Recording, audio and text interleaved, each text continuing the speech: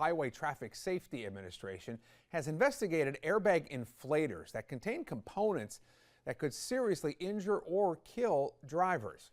Remember, back in 2014, more than 67 million Takata airbags were recalled because the metal cartridge inside the inflator would rupture in a crash and send metal shards flying through the airbag. Well, to date, 27 people have been killed. 400 have been hurt from those defective airbags.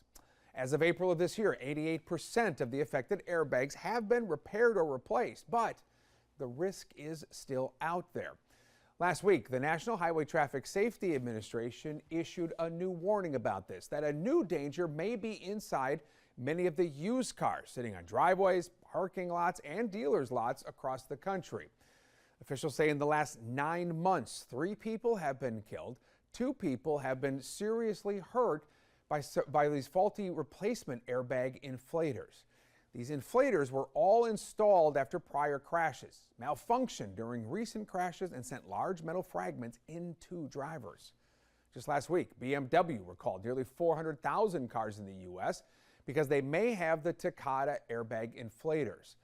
The recall applies to some 3 Series sedans and sports wagon models made between 2006 and 2012.